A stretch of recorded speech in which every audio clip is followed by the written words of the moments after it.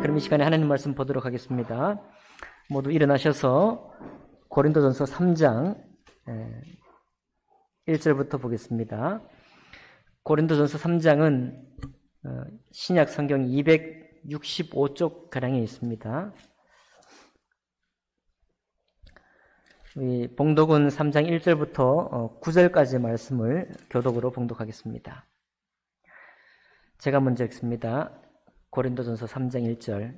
형제들아, 내가 신령한 자들을 대함과 같이 너희에게 말할 수 없어서 육신에 속한 자, 곧 그리스도 안에서 어린 아이들을 대함과 같이 하노라.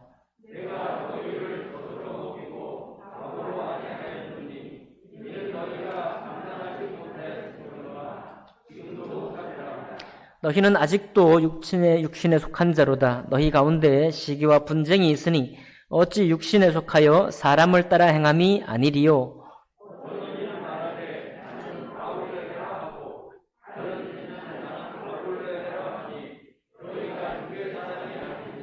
그런즉 아볼로는 무엇이며 바울은 무엇이냐? 그들은 주께서 각각 주신 대로 너희로 하여금 믿게 한 사역자들이니라.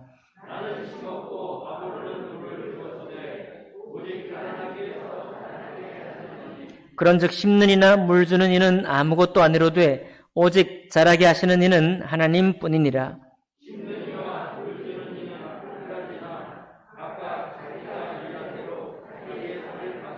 함께 읽습니다. 우리는 하나님의 동역자들이요 너희는 하나님의 밭이요 하나님의 집이니라. 아멘. 말씀과 예배를 위해 기도합니다. 복되신 하나님 아버지 감사합니다. 저희들에게 이렇게 풍성한 찬양과 또 주님께 모든 영광을 돌릴 수 있는 그 크신 주님이 우리의 주님 되신 것을 인해서 감사드립니다. 하나님, 오늘도 거룩한 영께서 감동하셔서 우리에게 주신 이 말씀이 우리 마음에 역사하고 우리 마음에 일하셔서 마땅히 주님께서 빚어가시는 대로 우리가 빚어질 수 있도록 인도해 주옵소서. 모든 예배를 주님께 의탁하며 귀하신 우리 주 예수님 이름으로 기도하옵나이다. 아멘. 자리에 앉으시겠습니다. 오늘 말씀 고린도전서 3장을 본문으로 해서 하나님의 성전을 더럽히지 말라라는 제목으로 하나님 말씀 나누겠습니다. 우선 더럽히지 말라 이렇게 말했는데요. 이 말씀의 진위를 먼저 짚고 넘어가겠습니다.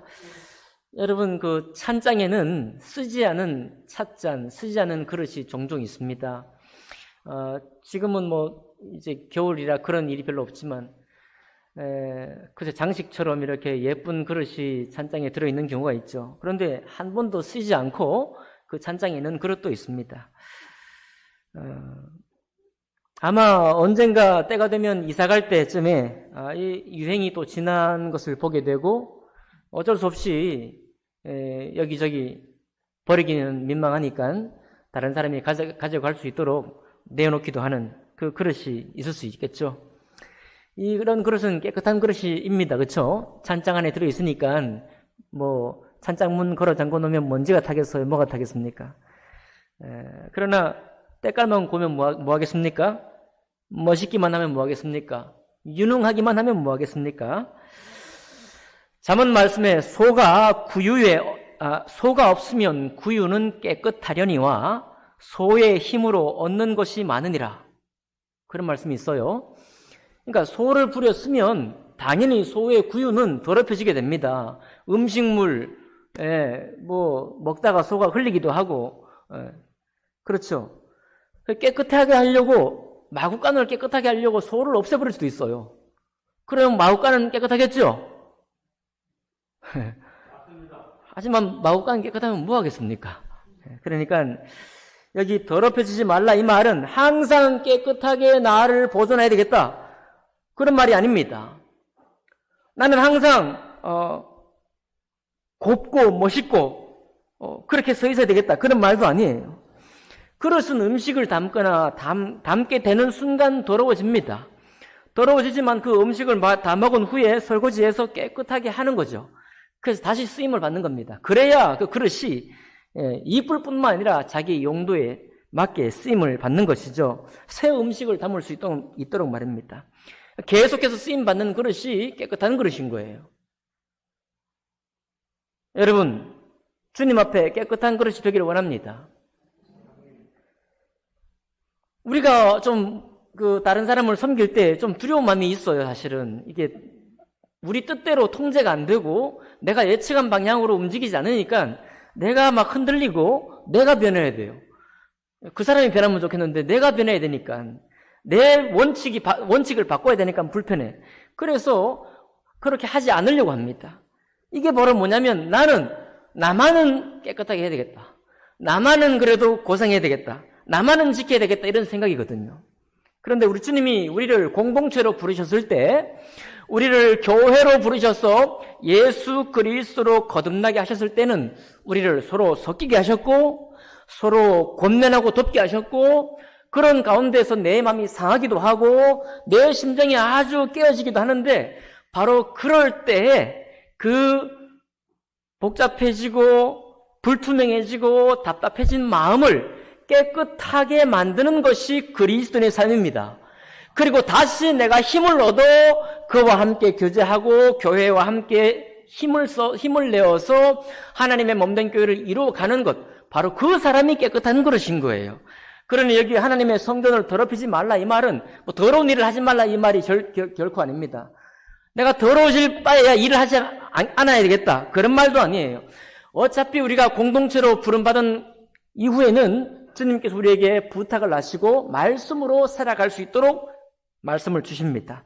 그때 그 말씀으로 도전하고 그 말씀으로 살아내면서 지체와 관계를 맺고 또 서로 권면하고 때로는 또 책망도 하면서 상한 마음을 깨끗하게 만들어갈 때 다시 또 회복하고 다시 그 일을 행할 때 이 사람의 마음에 신앙이 탄탄하게 성립해가는 겁니다.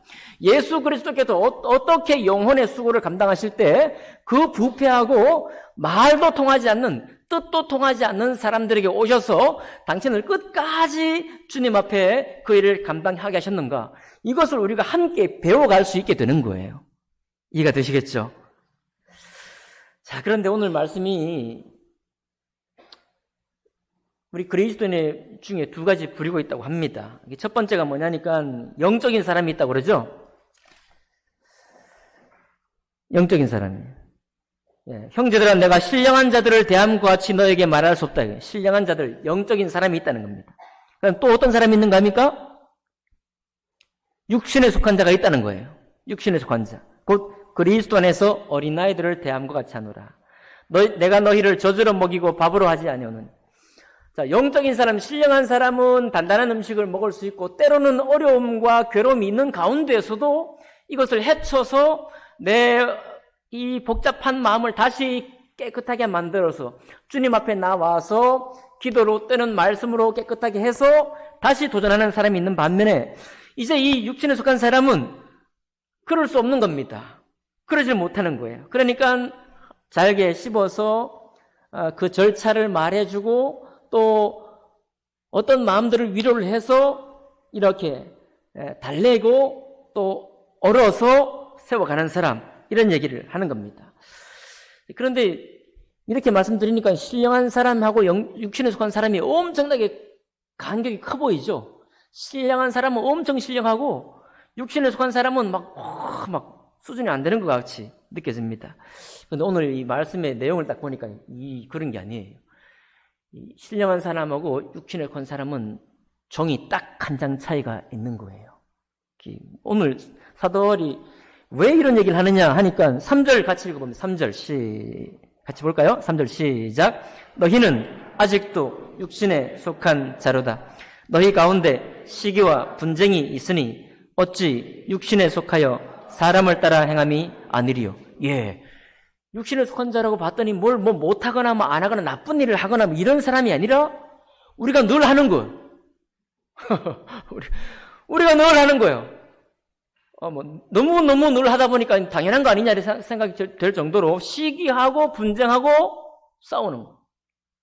드러내놓고 하든지 드러내지 않고 하든지 간에 우리 마음에 시기와 분쟁이 늘 있습니다. 그러니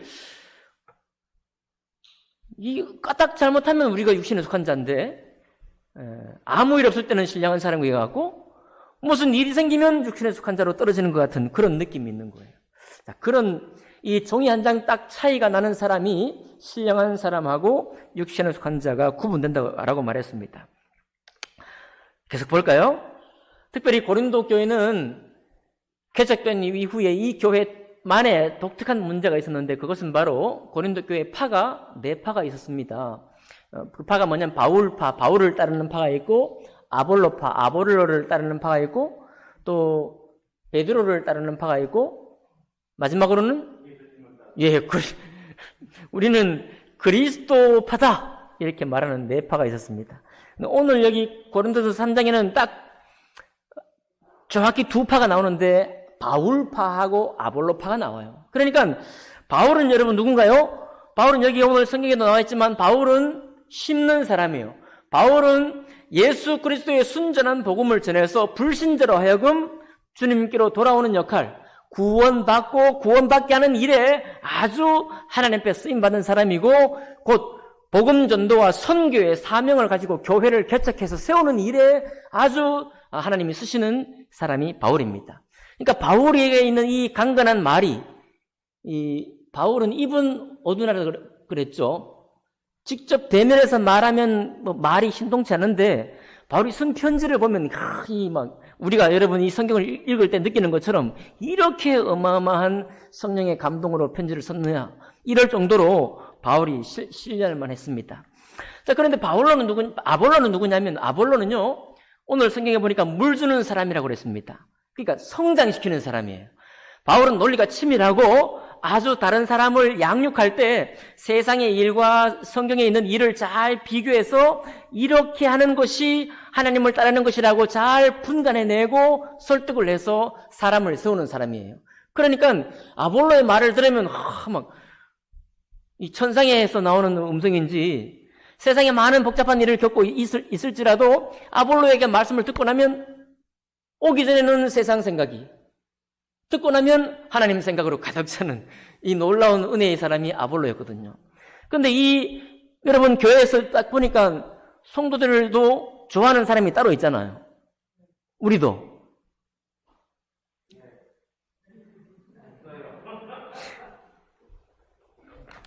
나보다도 좋아하지 마세요. 자, 농담이고요. 생각하는 헨리형이냐 내가 그냥 저지르고 보는 돈키호테형이냐, 우리가 그렇게 구분되잖아요. 이렇게 딱 두부 자르듯이 구분되진 않지만 우리 성향이 있습니다. 그럼 사람은요, 성향을 따라 좋아하게 되어 있는 거예요. 내 성향을 만족시켜주는 사람을 선호하게 되는 겁니다. 또 카리스마로 막 교회를 이끌어가는 지도자를 좋아하는 사람이 있는 반면에 인격적으로 사람을 세우는 지도자를 좋아하는 사람도 있습니다. 행정에 실무에 밝은 지도자를 아주 원하는 사람이 있는 반면에 담대한 비전, 헉헉거리고 도저히 따라가지 못할 것 같은 그런 비전을 제시해서 결국은 이루어가는, 저기 뒤에 우리 김영훈 목사님이 계신데 그런 분이시거든요. 어떻게 그 일을 하냐고 하는데 그냥 따라가게 되는 그런 목사님을 좋아하시는 분도 있습니다. 그러니까 우리가 기본적으로 이렇게 성향이 있고 이 성향을 따라 좋아하는 사람이 있는데, 당연히 교회도 그렇지 않겠습니까? 특별히 고린도 교회는 지도력이 2사람이었으니까, 아볼로와 바울이 둘이 교회를 함께 섬겼으니까 어떻게 사람마다 좋아하는 사람이 없겠어요. 게다가 베드로는 또 왜 좋아합니까? 베드로는 예수님이 친히 수제로 세운 사람이니까 베드로의 권위는 대단하잖아요. 예루살렘에 또 사도들이 3사람 꼭 있었지만 기둥 중에 기둥이 베드로니까 아니다, 베드로를 따라야 되겠다. 그리스도파는 뭐냐면 너무 믿음이 좋아서 예수를 따른다 이런 게 아니라, 우리는 다 싫다, 우리는 그리스도만 쫓겠다고 하면서 배척하는 거예요. 아볼로 따르는 사람 배척하고 바울 따르는 사람 배척하고. 그러니까 예수파는 아니에요. 그러니까 파당을 짓다 보니까 우리는 그리스도를 따르겠다라고 주장을 한 거예요. 표방을 한 것에 불과합니다. 자, 이렇게 갈라지니 교회에 어떤 결정이 하거나 어떤 문제가 생길 때 시기가 있지 않겠습니까? 다툼이 생기지 않겠어요? 질투가 있지 않겠습니까? 누가 주장하는 바대로 교회가 결정되어 따라가느냐에 따라서 오늘은 우리가 졌다, 、 뭐, 、 이런 얘기 충분히 할 수 있습니다. 、 자, 이렇게 갈라지니 교회에 어떤 결정이 하거나 어떤 문제가 생길 때 시기가 있지 않겠습니까? 다툼이 생기지 않겠어요? 질투가 있지 않겠습니까? 누가 주장하는 바대로 교회가 결정되어 따라가느냐에 따라서 오늘은 우리가 졌다, 이런 얘기 충분히 할 수 있습니다. 그러나 교회를 세우신 하나님은 교회 공동체 전체를 위하시는 분이십니다. 그렇게 믿으시죠? 월드컵이 끝났습니다. 우리 한국 축구가. 근데 제가 벤투 감독을 보면서 그 예선 탈락이 할 거냐, 16강에 올라갈 거냐라는 결정적인 그 포르투갈전에서 특급 수비수인 김민재를 결국은 출전을 시키지 않는 걸 봤어요. 경기 전에 잘 모르겠다고 말할 때 저는 언론 플레이인 줄 알았습니다. 트릭인 줄 알았어요. 상대에 대한 속임수인 줄 알았습니다. 근데 결국은 투입을 안 시키더라고요. 거기서 져버리면 예선 탈락하는 겁니다. 보너스도 없고 아무것도 없는 거예요. 자기 명성에 금이 갈 건데. 우리 같으면, 한국 사람 같으면, 한국 감독 같으면은 네가 좀 부상당했지만 붕대투혼! 이 경기가 인생 경기라고 생각하고 달려라! 했을 것 같아요. 그런데 벤투는 그렇게 하지 않고 부상 선수를 보호한다는 입장에서 빼고, 그리고 4년 동안 팀 전력을 끌어올리는데 총력을 기울였습니다. 그 결과 김민재라는 선수가 경기에 뛰진 않았지만 다른 수비수들이 잘했죠. 결국은 팀 전체가 수준이 상승했다는 것을 우리가 보게 되었고, 그가 그것을 증명을 하게 된 것이죠. 자, 아무튼 그런 좋은 감독이 또 대한민국 또 새 감독이 되기를 바랍니다. 제가 지금 무슨 얘기를 하는 거예요? 자, 세상일이에요. 세상일입니다.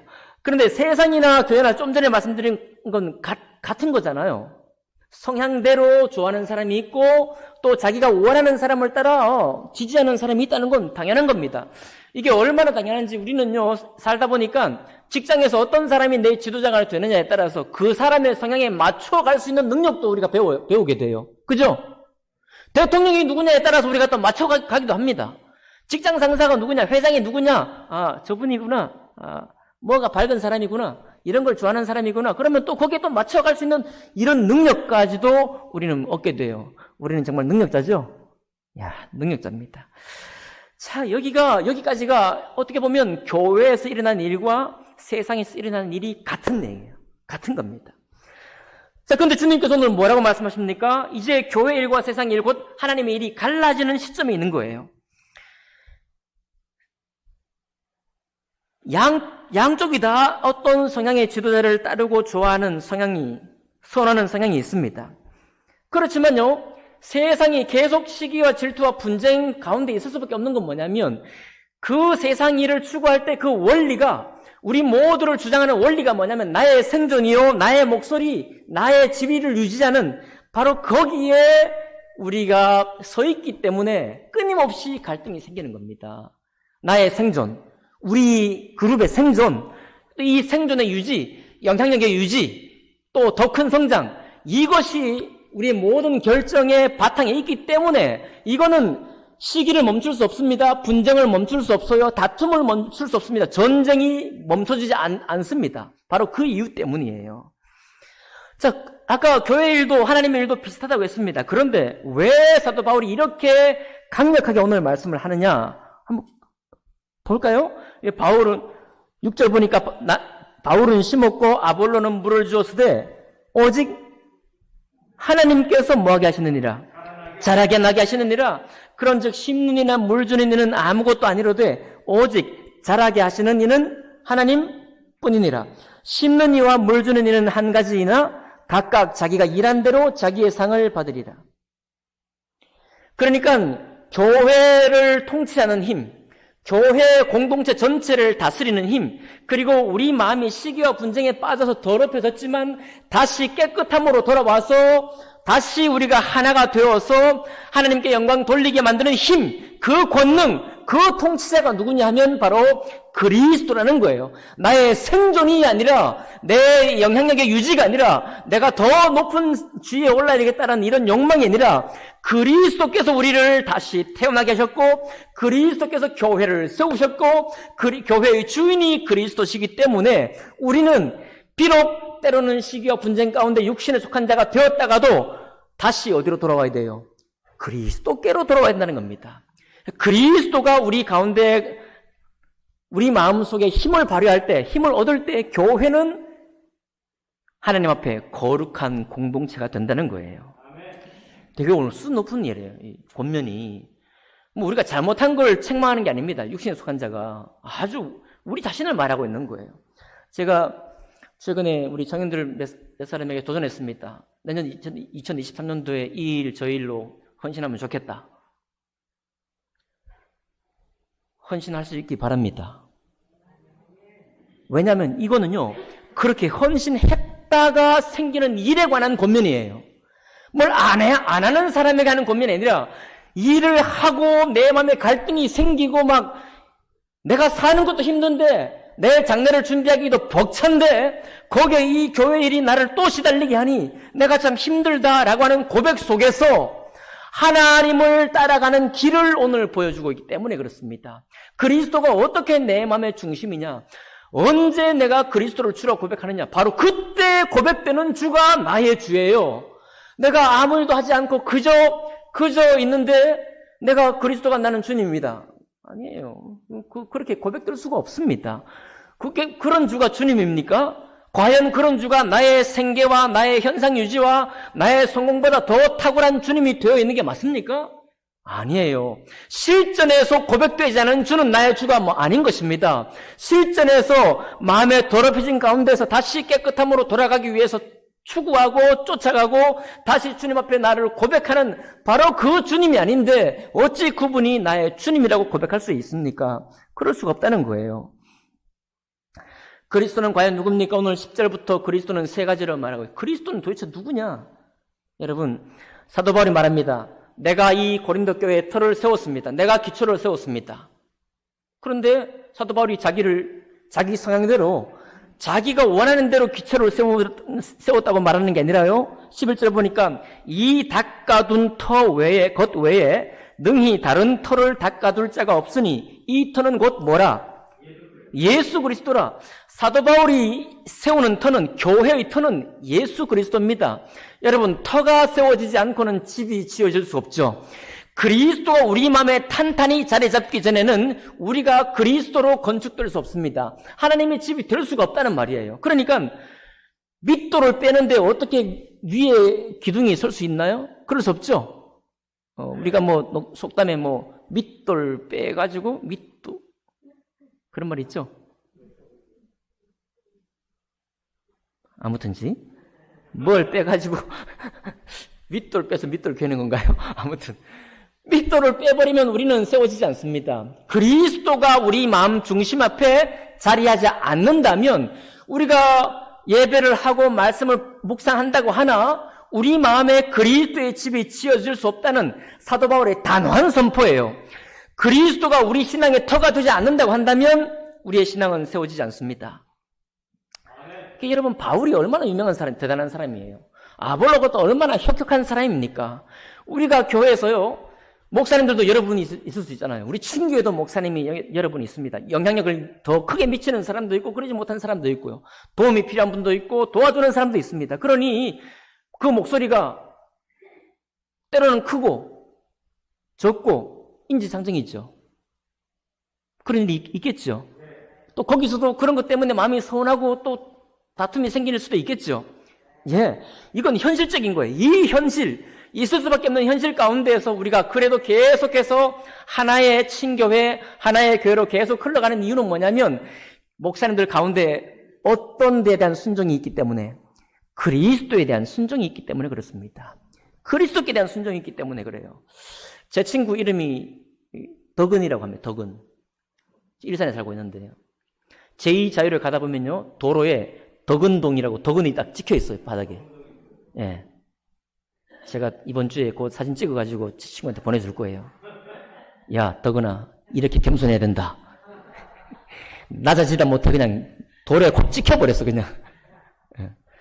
사도 바울이 신약에 얼마나 위대한 인물입니까? 아볼로가 쓴 편지는 없지만 아볼로가요, 사도 바울이 이 말 하는 거는 지금 고린도 교회에서 아볼로가 바울을 지금 이기고 있다는 거예요. 아볼로를 따르는 무리가. 이렇게 대단한 사도들, 이렇게 대단한 섬기는 사람이 있는데 어떻게 교회가 술렁이지 않겠습니까? 그런데 사도 바울이, 야, 나는 누구냐, 아볼로는 누구냐, 우리는 바로 도로 위에 찍혀있는 그런 사람과 같다. 같을 뿐이다. 그런 존재일 뿐이다라고 선포하는 겁니다. 그렇게 자기를 낮추는 거예요. 왜요? 자기가 높아져 봐야 교회는 세우지 않습니다. 자기의 성품과 성향을 따라 교회를 세워본들 그 교회는 온전한 교회가 되지 못하기 때문에 이것을 너무 잘 알기 때문에 그렇게 말하고 있는 거예요. 그만큼 그리스도가 교회의 주인이시고 기초라는 겁니다. 두 번째 이 그리스도는 누굽니까? 그리스도는 불이에요. 불. 그리스도는 불입니다. 13절 보니까요. 각 사람의 공적이 나타날 터인데 그날이 공적을 밝히리니 이는 불로 나타내고 그 불이 각 사람의 공적이 어떠한 것을 시험할 것입니다. 예수님이 불이에요. 주님께서 육체를 입고 사람으로 오셔가지고 이 땅에서 많은 고초와 섬김을 견디고 감당하시고 죽기까지 순종하셨잖아요. 당신께서 처음으로 하나님께 온전한 순종의 제물이 되셨습니다. 그러면 당신이 잣대일 뿐만 아니라 당신이 불이 되셔서 우리가 섬기고 우리가 말씀을 노래하고 교회를 섬길 때 그 섬김을 마지막 날에 시험하시겠다는 겁니다. 뭘로 시험하느냐? 불로 시험한다는 거예요. 불로. 금으로 섬겼느냐? 금같이 섬겼느냐? 은같이 섬겼느냐? 아니면 지푸라기같이 섬겼느냐? 많은 종류의 섬김이 있지만 금과 은은 불에 타지 아니할 것이요. 지푸라기처럼 섬기는 그런 섬김에 따온다면 불을 대면 다 없어지는 거예요.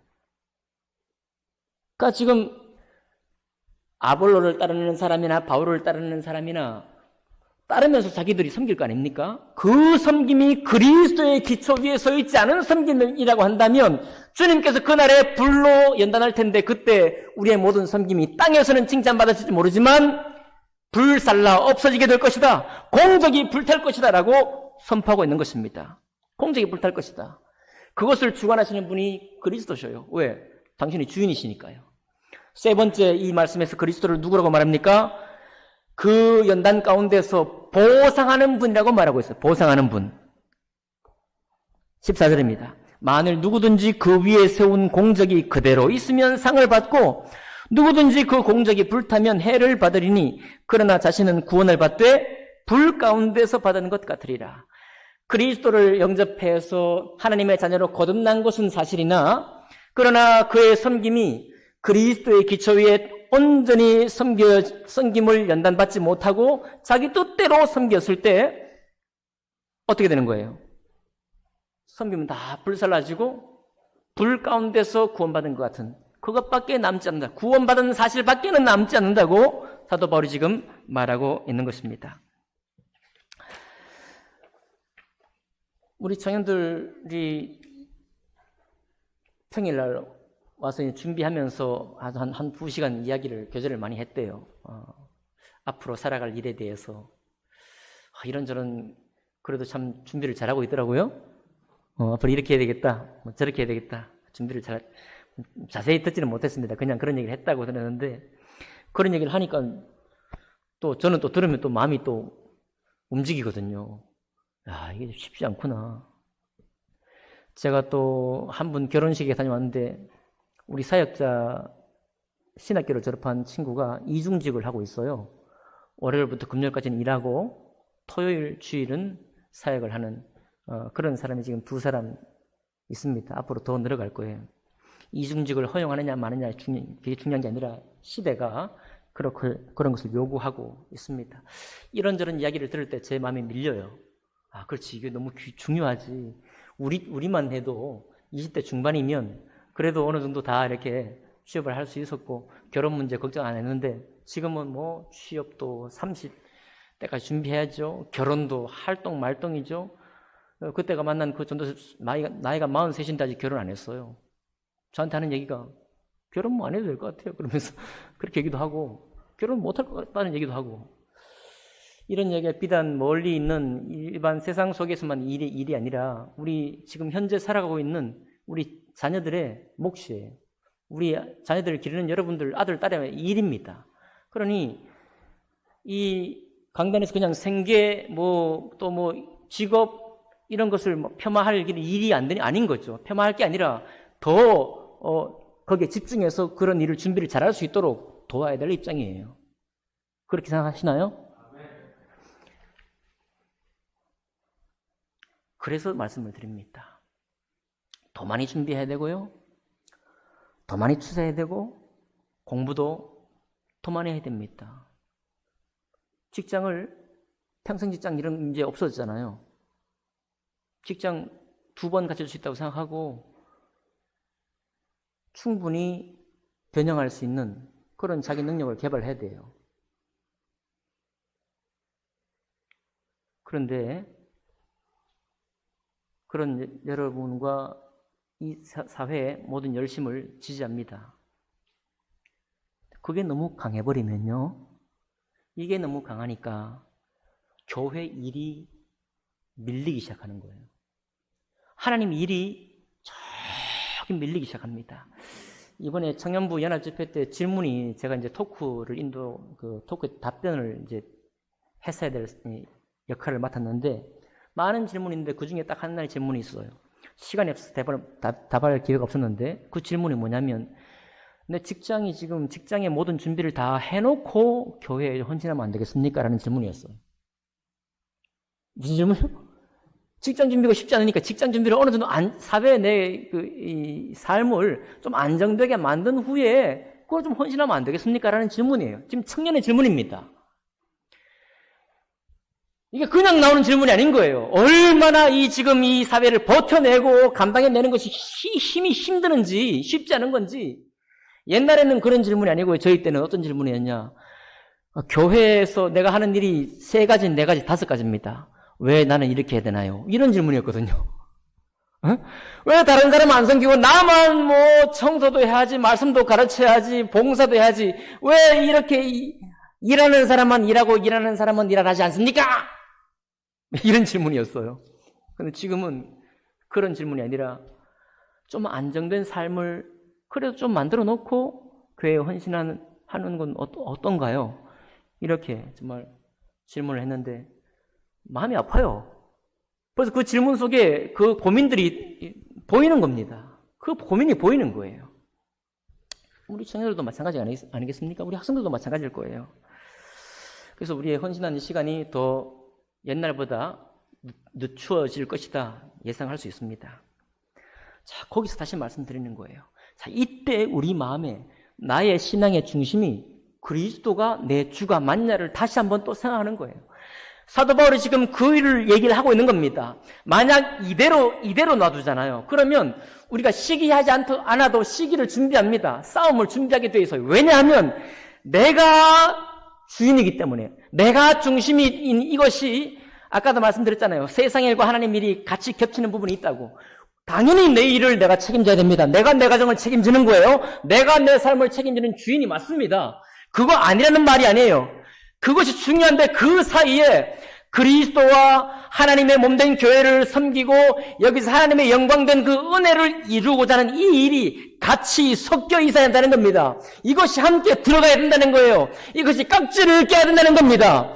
그런 가운데 있을 때 영적인 싸움이 시작된다는 거예요. 영적인 싸움이. 말씀이 정말 그렇게 힘이 있는지, 내가 이 말씀을 따라가면 정말로 하나님이 복을 주시는지 아닌 것 같은데 한창 섬겼더니 내 일이 오히려 뒤로 밀리던데, 이런 고민과 갈등 속에서 과연 그리스도께서 살아계시고 그분이 보상한 분이 맞고 그분이 내 삶을 책임주시는 분이 맞고 나의 삶을 인도하시는 분이 맞다는 사실을 증명해내고 증명받는 것입니다.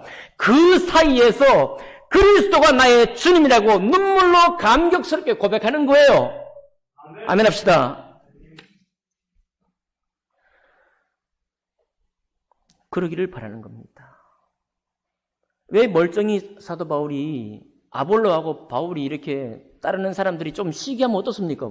그러게요. 교회가 시끌벅적하고 왁자지껄하고 교회가 뭐 그렇지, 뭐 인생이 다 그렇지, 사람 사는 게 다 그렇지, 이렇게 안 넘어가고 왜 이렇게 자기를 바짝 땅에 엎드려서 자기는 아무것도 아니라고 말하고, 아볼로도 아무것도 아니라고 말하고, 게바도 아무것도 아니라고 말하고, 현재 일도 아무것도 아니요, 장래 일도 아무것도 아니요, 사는 것도 아무 일도 아니요, 죽음도 아무 일도 아니라 오직 우리 모두는 이 모든 것이 너희의 것이요, 너희는 그리스도의 것이요, 그리스도는 하나님의 것이다 라고 3장 마지막에 선포하고 있거든요. 왜 그렇게 선포하냐는 겁니다. 우리 눈에, 우리 귀에 듣고 보는 모든 것, 추구하는 모든 바가 이 땅에 있는 것, 뿐이라고 한다면 그때 어찌 될 것인가를 미리 보여주고 있는 거예요. 그렇게 할 수는 없다. 그렇게 해서는 안 된다는 것을 말씀하고 있는 것입니다. 특별히 여러분, 이건 개인적인 도전만은 아닙니다. 여러분, 뭐라고 했습니까? 3장 어디 갔어요? 3장 16절, 17절은 너희가 하나님의 성전인 것과 하나님의 성령이 너희 안에 계시는 것을 알지 못하느냐? 누구든지 하나님의 성전을 더럽히면 하나님이 그 사람을 멸하시리라. 하나님의 성전은 거룩하니 너희도 그러하니라. 보세요. 너는 하나님의 성전이라고 말하지 않고 너희는 우리 교회 공동체 전체를 하나님의 성전이라고 말하고 있고 하나님의 성령이 우리 사이에 계시지 않느냐라고 반문하고 있는 것입니다. 이 말은 뭔가요? 여러분, 한 사람이 뒤로 물러나잖아요. 내가 그 사람을 설득도 하지 않고 그 사람과 만나서 이야기하지도 않았는데 물러난 그것이 나에게 영향을 미칩니다. 내가 또 물러나요. 우리가 함께 물러남으로 그리스도의 거룩함이 있는 것이 아니라 나의 목적하는 바, 추구하는 바만 있고 그저 모이는 모임만 있게 되는 거예요. 빈 쭉정이의 모임이 되는 것입니다. 더럽혀진 모임이 되는 거예요. 그러지 말라라고 주님 말씀하고 있는 겁니다. 서로 함께 도와서 주님 몸된 교회의 일을 섬기고 그 속에서 그리스도를 발견하라고 말하는 거예요. 지금 한 성도님이 정말 오랫동안 한 부서를 섬기다가 1년 쉬었습니다. 이제 안 하시겠다고 내려놓았어요. 1년 동안 쉬셨습니다. 그 사이에 은퇴도 하셨어요. 직장 은퇴. 제가 직장 은퇴 아직 안 해봤지만 은퇴하는 사람이 어떤 마음이 있겠습니까? 너무 많은 생각이 있을 것 같아요. 너무 많은 장래에 대한, 나의 살아가는 방편에 대한, 앞으로 어떻게 내가 살아가야 될 것인가에 대한 많은 생각이 왔다 갔다 했을 것 같습니다. 그리고 아마 아직도 제 생각에는 이게 정리가 되어 있지는 않을 거예요. 그래서 너무 감사한 것이 그분이 다시 사역을 시작하겠다는 거예요.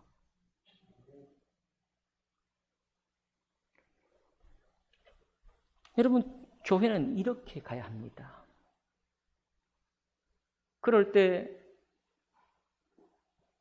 한창 지금 내 가정을 세워야 될 뜻을 두고 달려가는 사람이 그걸 뽀듯이 우리가 알고 있는데도 불구하고 하나님 말씀을 배우기 위해서 또 그리스도의 존귀함을 내가 깨달아가기 위해서 헌신하는 모습을 볼 때 여기 앉아있는 만장하신 우리 모두가 다 감격을 하는 거예요. 그가 잘 되기를 더욱 축복하며 기도하는 겁니다. 맞나요? 그냥 감동이 되는 거예요. 그냥 감동이 되는 겁니다. 그것이 더럽혀진 교회, 더럽혀질 교회, 더욱 더럽혀질 교회가 다시 하나님의 성전으로 깨끗하게 되는 길입니다. 그래야 우리 교회가 탄탄하게 그리스도 위에 서게 되는 거예요.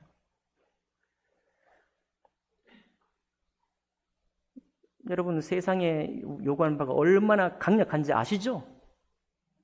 그게 강력함으로 그리스도께서 우리의 기초요, 우리를 불태우시는 불이요, 보상하는 주인이라는 사실이 우리 마음속에 새겨지지 않고는 내 삶을 향해서 날 때부터 경고되는 이 방향을 결코 주님께로 방향이 전환될 수 없다는 사실입니다. 그것을 너무 사도 바울이 알고 있기 때문에 자기를 바짝 낮춰버리는 거예요. 아볼로도 나도 베드로까지도 그 놀라운 사역했던 사람들조차도 아무것도 안 내려는 겁니다. 그리스도 빼면 아무것도 안 내려는 거예요. 누가 우리를 잘하게 하느냐? 누가 이 일이 되게 하느냐 이거예요. 누가 우리가 신앙생활 할 때 그 은혜를 만들어가느냐? 하나님 아니냐 그런 겁니다. 여러분, 모든 식물은 낮에 활동을 해요. 그죠? 낮에 활동을 합니다. 그런데요, 식물은 자면서도 자란대요. 밤에 자면서도 자란대요. 식물만 그런가요? 여러분과 저도 그렇죠? 낮에 활동을 하지만 밤에 아침에 수염이 막 자라 있어요. 죄송해요. 뭐하러 자라 이거? 귀찮아 죽겠는데. 손도 막 자라고. 잘 때 자라, 잘 때. 아니 낮에도 자라지만. 우리의 마음을 어디에 두느냐에 따라서 거기에서 우리를 자라게 하는 힘이 발휘되는 겁니다. 내 마음이 거기 없는데 내가 어떻게 자라요? 다른 게 자라요. 나의 장래가 자라고 너무 좋습니다. 장래 준비하셔야죠. 더 나은 삶의 질을 위해 준비하셔야죠. 그게 보통 문제가 아니잖아요. 보통 문제가 아니에요. 마지막으로 다시 권면드립니다. 이 두 일이 깍지를 낀 채로 나아가야 되고요. 그럴 때 처음에는 부하가 걸려가지고 내 마음이 괴롭기만 할지도 모르겠습니다. 슬슬 겁이 나가지고 뒤로 물러갈지도 모르겠어요. 그러나 어느 순간 되면 이 일이 힘을 얻기 시작하고요. 이 일이 힘을 얻으면 은혜가 나의 일을 책임지고 있다는 것, 인도하고 있다는 사실을 발견하게 됩니다. 이 둘을 다 함께 승리의 길로 인도하시는 분이 우리 주님이에요. 그 정도의 권능과 은혜가 없이 어떻게 우리를 불러가지고 그냥 세상에서 헤매게 하고 예배드리게 하고 그냥 그렇게만 하실 분이 하나님이시라면 그런 하나님 왜 믿겠어요, 우리가? 왜 우리가 그런 하나님 믿겠습니까? 정리합니다. 그리스도는 우리의 신앙의 기초예요. 그리스도는 우리의 모든 섬김을 불태우는 불이십니다. 그리고 우리에게 불러낸다는 후에 우리를 보상하시는 하나님이십니다. 그 주님 앞에 모든 사역자는, 모든 성도는, 모든 교회 구성원은 우리의 마음을 주님의 거룩한 곳에 맞추고 달려갈 은혜 받은 사람인 겁니다. 남은 한 달 동안 기도하시면서 우리 자신을 새롭게 하시면서 또 새해를 또 준비하시면서 주님, 내가 당신의 부르신 자리, 말씀이 있는 자리, 때로 갈등도 있는 자리, 때로 그래서 내가 더럽혀지는 자리, 그 자리에 내가 있겠습니다 라고 결단하며 고백하시는 여러분과 제가 되기를 주님 이름으로 축복합니다. 기도하겠습니다.